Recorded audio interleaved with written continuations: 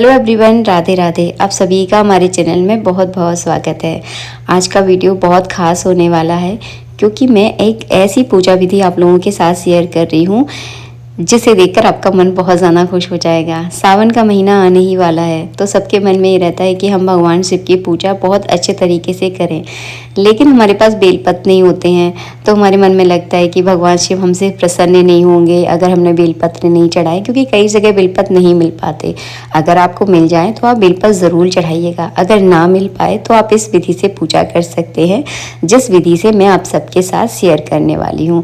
तो इस पूजा को आप रोज़ कर सकते हैं। आप चाहें तो प्रदोष के हाल में कर सकते हैं, आप चाहें तो सोमवार की सोमवार कर सकते हैं। एक सरल सा तरीका बता रही हूँ जिसे अगर आप वर्किंग हैं, आप पढ़ाई कर रहे हैं, आपके पास पूजा पाठ के लिए ज़्यादा टाइम नहीं मिल पाता है, तो इस सरल विधि से आप पूजा कीजिएगा और मुझे कमेंट बॉक्स में थैंक्स ज़रूर कीजिएगा।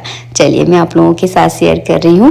तो इस पूजा को करने के लिए आप चाहें तो इस पूजा को अपने घर के मंदिर में भी कर सकते हैं। जैसे कि देख रहे हो आप वीडियो में, मेरा जो मंदिर है ठीक ठाक स्पेस है, बहुत ज़्यादा स्पेस तो नहीं है उसमें, तो आप मंदिर के अंदर भी कर सकते हो। आप चाहें तो इस तरह से एक छोटी सी चौकी या पटा लेकर उस पर सफ़ेद कलर का आप इस तरह से कपड़ा बिछा लें। मैं कोई ज़्यादा तामझाम नहीं बताऊंगी आपको, बहुत सरल तरीका बताने वाली हूँ। तो इस तरह से आपको एक सफ़ेद कपड़ा बिछाना है। इसके बाद आपको एक बर्तन लेना है। अगर आपके पास कांसे का बर्तन है या चांदी का बर्तन है तो बहुत अच्छी बात है। अगर नहीं है तो इस तरह का स्टील का कोई भी आप प्लेट कटोरा ले लीजिए। ये मेरे पूजा वाला बर्तन ही है, लेकिन एक बात का ध्यान रखना है, जिन बर्तनों में आप भोजन करते हैं उस बर्तनों में आपको भगवान को स्नान नहीं कराना है। बस इस बात का आपको ध्यान रखना है। तो ये जो कटोरा है मेरे भगवान के स्नान का ही कटोरा है, इसमें मैं डेली भगवान को स्नान करवाती हूँ। इसमें जो है ना इस तरह से चंदन से ओम या स्वास्तिक बना लीजिएगा। इसके बाद इसके ऊपर जो है ना बेलपत्र रखा जाता है, क्योंकि भगवान शिव को बेलपत्र का आसन दिया जाता है। लेकिन अगर आपके पास बेलपत्र नहीं है तो इस तरह से थोड़े से चावलों का आसन देकर भगवान शिव को आप विराजमान कर लीजिए।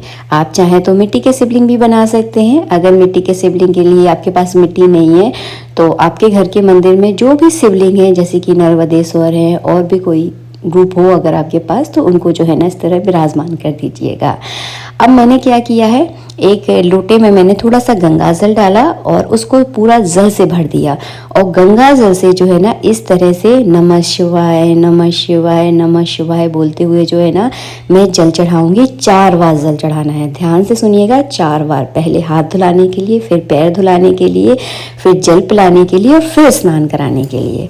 इसके बाद जो है ना कच्चा दूध चढ़ाऊंगी। अगर आप विद्यार्थी हैं तो कच्चे दूध से भगवान शिव को रोज अभिषेक कीजिए, आपको जीवन में बहुत सफलता मिलेगी। कच्चे दूध में थोड़ी सी चीनी आपको ज़रूर मिलानी है। अगर आप वैवाहिक जीवन में हो और आप चाहते हो कि आपका वैवाहिक जीवन बहुत अच्छा चले तो आप पंचामृत से भगवान को स्नान कराएं, ये भी आप लोगों के लिए बहुत लाभकारी होता है। इसके बाद जो है ना मैंने यहाँ पे शुद्ध जल से भगवान को अच्छे से स्नान करवा दिया है। अब मैं एक रुमाल लूँगी और रुमाल से जो है ना अच्छे से पूरे शिवलिंग को पोंछ लूँगी। अगर आप मिट्टी के शिवलिंग की पूजा कर रहे हैं तो ऐसा बिल्कुल भी ना करें, क्योंकि मिट्टी के शिवलिंग को बार बार उठाया नहीं जाता है। हो सकेगा तो उसका वीडियो मैं आप लोगों के लिए अलग से बना दूँगी। तो इस तरह से जो है ना थोड़ा सा आपको हाथों में इत्र लेना है।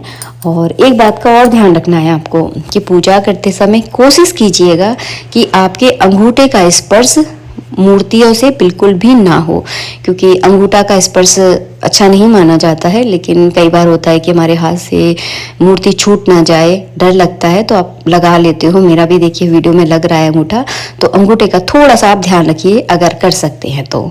इसके बाद मैंने एक फूल लिया है, फूलों का इस तरह से भगवान को मैं बढ़िया सा आसन दूंगी, क्योंकि गर्मियों का समय है, फूल के बिना तो ये पूजा एकदम अधूरी है। इसके बाद आपको क्या करना है, इत्र लगाने के बाद कलावा रूपी वस्त्र अर्पित कर देना है। इसके बाद हम जनेऊ चढ़ाएंगे। और अगर आप डेली पूजा कर रहे हैं तो डेली जनेऊ चढ़ाने की आवश्यकता नहीं होती है, आप डेली ना चढ़ाएं। लेकिन अगर आप सोमवार की सोमवार पूजा कर रहे हैं तो आप जनेऊ ज़रूर चढ़ाएं। कुछ लोग कहते हैं कि महिलाएं जनेऊ नहीं चढ़ाती, तो ऐसा कहीं नहीं लिखा हुआ है, कोई शास्त्र में नहीं लिखा हुआ है कि महिलाएं ज़रूर जनेऊ नहीं चढ़ाती, ये तो मनगढ़ंत कहानियाँ हैं। इसके बाद आपको एक मुट्ठी चावल लेना है। मैंने तो यहाँ पे थोड़ा सी चावल लिए है। चंदन लगाने के बाद आपको एक मुट्ठी चावल शिवलिंग पर इस तरह से चढ़ा देना है। अगर आपकी कोई विशेष मनोकामना है तो अच्छा माना जाता है चढ़ाना, तो एक मुट्ठी चावल लेकर आप शिवलिंग पर इस तरह से चढ़ा दें अपनी मनोकामना को बोलते हुए। इसके बाद मैं यहाँ पे दीपक प्रज्वलित कर रही हूँ। आप शुरू में भी दीपक जला सकते हैं। हमारे यहाँ थोड़ी सी पंखा चल रहा था क्योंकि गर्मी है ना बहुत ज़्यादा, इस वजह से मैं अभी जला रही हूँ दीपक।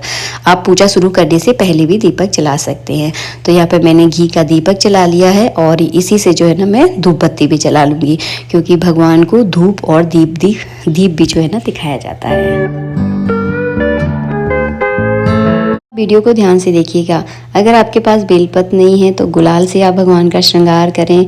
इस तरह से सूखा हुआ बेलपत्र भी आता है मार्केट में, आपको इजीली मिल जाएगा। तो सूखे हुए बेलपत्र का आप चूर्ण भी चढ़ा सकते हैं अगर आपको मिल जाए। ना मिल जाए तो भांग भगवान शिव को बहुत प्रिय है, तो भांग आप ज़रूर चढ़ाएं। इसके बाद सिंदूर चढ़ा दिया है मैंने, अबरक मैंने चढ़ा दिया है। तो इन सारी चीज़ों से भी आप भगवान शिव को प्रसन्न कर सकते हैं, क्योंकि हमारे भोलेनाथ एकदम भोले हैं, बहुत जल्दी जो है ना प्रसन्न हो जाते हैं। अगर किसी कारण अगर आपको बेलपत्र नहीं मिल पा रहे हैं तो आप इस तरह से पूजा कीजिए, यकीन मानिए आपकी पूजा भगवान जरूर स्वीकार करेंगे। इसके बाद आपको भोग लगाना है। कोई भी फल का भोग लगा सकते हैं, पंचमेवाओं का भोग लगा सकते हैं, मिश्री का भोग लगा सकते हैं, कोई भी मिठाई है तो उसका भी आप भोग लगा सकते हैं।